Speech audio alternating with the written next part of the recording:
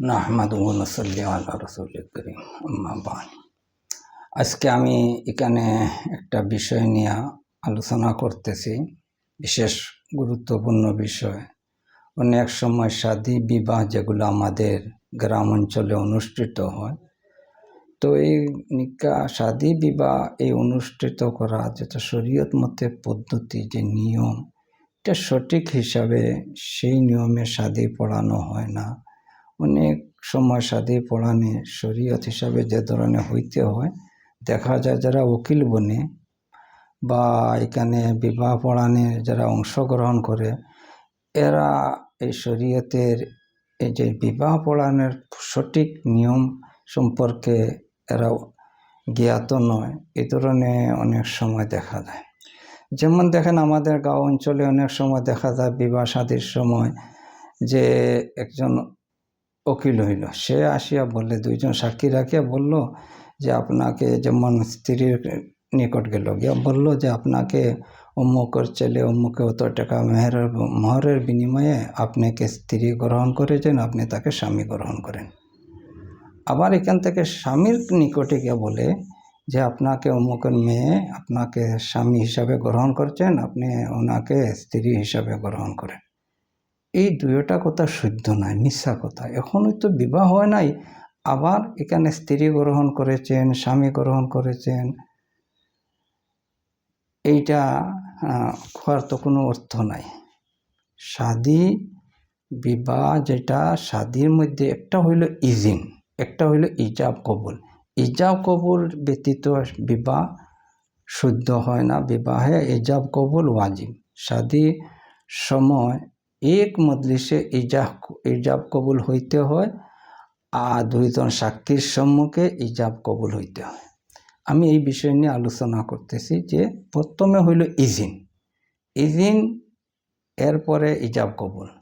ইজিন হইল একজন মেয়ের নিকটে গিয়া এখান থেকে একজন উকিল বনবে, তাকে বলবে যে আমি আপনাকে অমুকের সাথে অত টাকা মোহরের বিনিময়ে শাদী দেব, আপনি আমাকে ওকালতির ইজাজত দেন। সেই উকিলে সেখান থেকে সে মানে ইজাজত আনবে, উকিল বনার ইজাজত। সেখানে কোনো শাদী পড়ানো হবে না।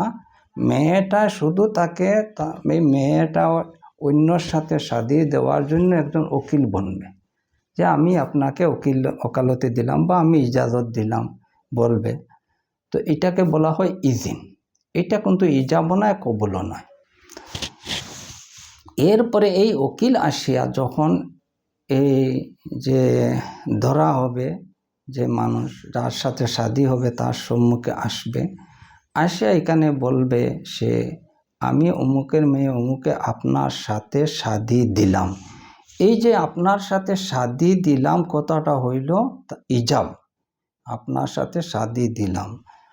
আর এই সময় সেই স্বামী তখন সে এটা শুনিয়া বলবে আমি কবুল করলাম। এটা হইল কবুল। এখানে আলহামদুলিল্লাহ অনেক সময় শোনা যায় যে যে যার সাথে শাদী দেওয়া হয়েছে সেই স্বামী আলহামদুলিল্লাহ বলে। এই আলহামদুলিল্লাহ বলাটাও শুদ্ধ নয়। এখানে আমি কবুল করলাম, সে এই ধরনের বলতে হবে যে আমি কবুল করলাম। তো এই ইজাব কবুল দ্বারা নিকাহ সাব্যস্ত হয়। তো প্রথমে হইল ওকালতির ইজাজত নেওয়া হয়।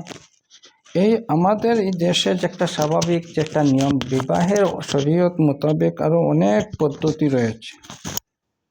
পদ্ধতি রয়েছে শরীয়তের, কিন্তু আমাদের এই দেশে যেটা পরিচালিত হয়েছে, প্রথমে একজন উকিল বনে মেয়ের পক্ষ থেকে, আর পরে দেখা যায় পরে গিয়া সেই বিবাহ যেখানে পড়ানো হবে সেই মজলিসে গিয়া সেখানেও বিবাহ পড়ানো হয়। কিন্তু বিবাহ পড়ানোর সময় এইভাবে বলবে যে আমি তোমাকে অমুকের মেয়ে তোমার সাথে শাদী দিলাম, এই কথা বলতে হবে।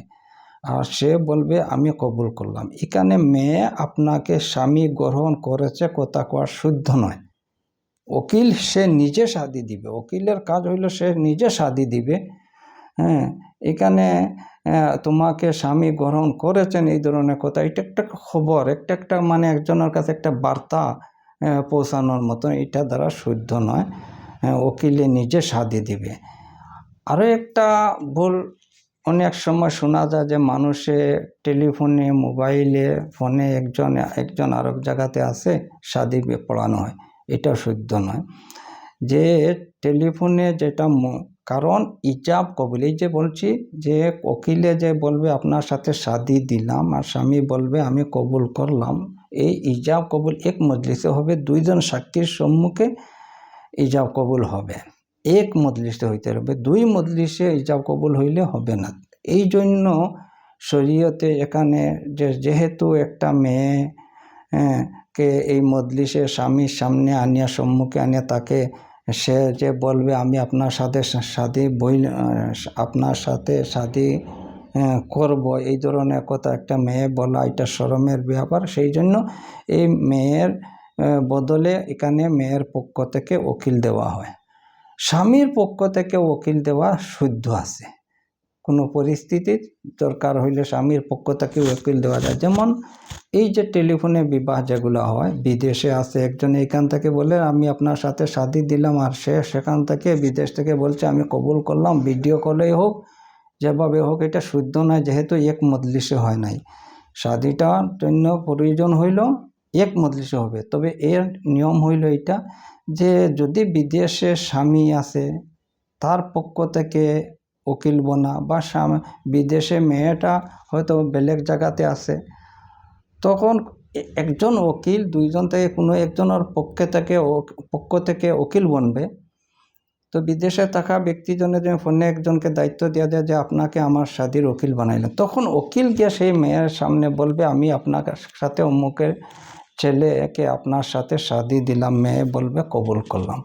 কিংবা মেয়ে উকিল পাঠিয়েছে ছেলের সামনে বিদেশ থেকে, তখন এই মেয়েও একজনকে উকিল দিয়া দিল যে আমার উকিল, আপনি আমার উকিল বানিয়ে শাদি দেন। এই ধরনের যদি টেলিফোনে শাদি সম্পন্ন করা, অনুষ্ঠিত করার যদি প্রয়োজন হয়, তো একজনকে উকিল বানাইয়া এক মজলিসে ইজাব কবুল হইতে হবে। আর অন্য যেগুলা নিয়ম শাদি বিবাহতে অনেকে ভাবে যে এই মেয়ের কাছে গিয়ে যে ওকালতির যে ইজাজত আনছে এটা ইজিন, এটা ইজাব নয়। অনেকে ভাবে যে এইটাই কবুল, এটা কবুল নয়, এটা ইজিন। প্রথম পক্ষ যে বলল আমি আপনার সাথে শাদি দিলাম, এটা হইল ইজাব। দ্বিতীয় পক্ষ বলবে আমি কবুল করলাম, এটা হইল কবুল। যেভাবে আমাদের কোনো বেচা কিনার মামলা তো ইজাব কবুল লাগে। যেমন কেউ বলল আমার একটাই বস্তুটা আমি অত টাকার বিনিময়ে বিক্রি করব, অন্যজনে বলল আমি এইটা খরিদ করলাম, এই যে বিক্রি করব কথাটা ইজাব, আর আরেকজন বলল যে আমি খরিদ করব, এইটা হইল কবুল। তো ইজাব কবুল যে ধরনের বেচা কিনাতে হয়, ঠিক এইভাবে শাদি বিবাহতে ইজাব কবুলটা ফরজ। ইজাব কবুল ব্যতীত শাদি হয় না। আর ইজাব কবুলে একজনে নিজে বলতে হবে আমি শাদি দিলাম বা শাদি করলাম। যাই হোক।